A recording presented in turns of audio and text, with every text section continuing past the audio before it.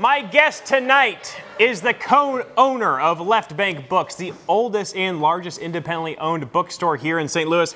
Ladies and gentlemen, put your hands together for Kris Kleindienst, everybody.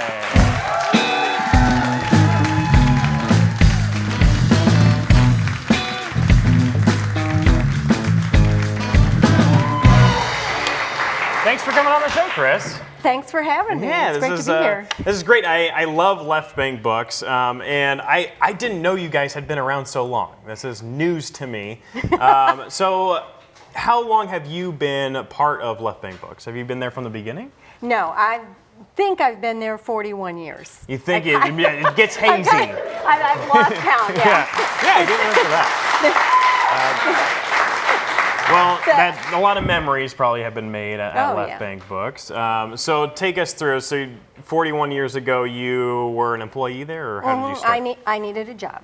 The people who started the store were graduate students at Washington University. They were all activists in the civil rights and anti-war movements, and they started getting busy doing other things, and so they ran the store collectively, and they had to hire an actual employee. So I was the first. You were the one. We gotta hire one employee to make it a real business. Yeah. So and you were the lucky one. Did you put in an application, or were you just like walking by and like, we need you? I applied. I don't really remember paperwork. Okay.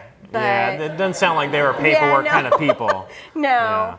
And at the time, actually, I learned much later it was controversial because I was a lesbian, and they were.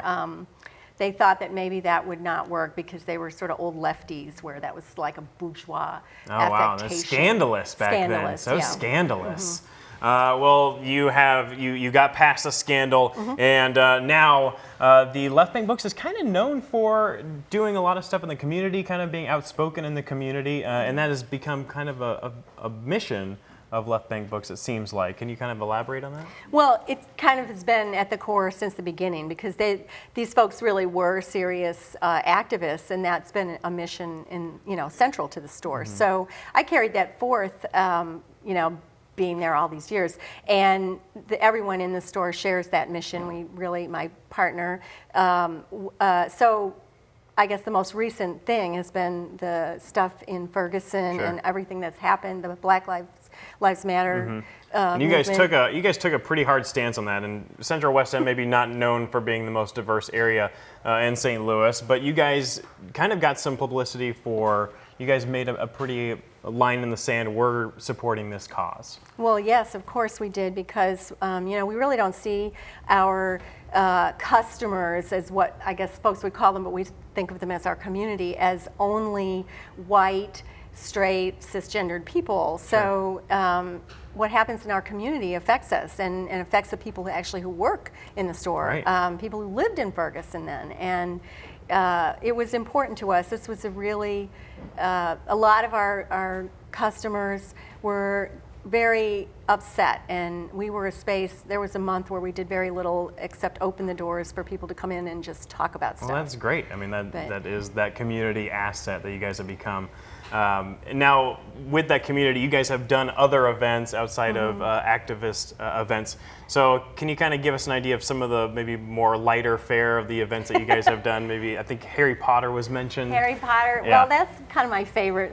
I don't know if folks remember, but the books would only go on sale like at midnight, night of it was a big deal. And you can't, they would come into the store and you had to hide them in the back room, and literally we had to sign something that promised that we would not let anyone who even worked there even see the boxes they can't until see the words. Yeah, which was ridiculous, of course. But we did a big midnight release party. We closed the whole street from like our corner way down to Coffee Cartel, which I believe, Harry Potter block party. It was a Harry Potter block party. It was so fabulous. We had special lighting. We had the community come out. It sounds like a kind of a nerdy blast to me. It was a nerdy blast. Yeah. Well, let's talk more about that, and we will be right back after this break.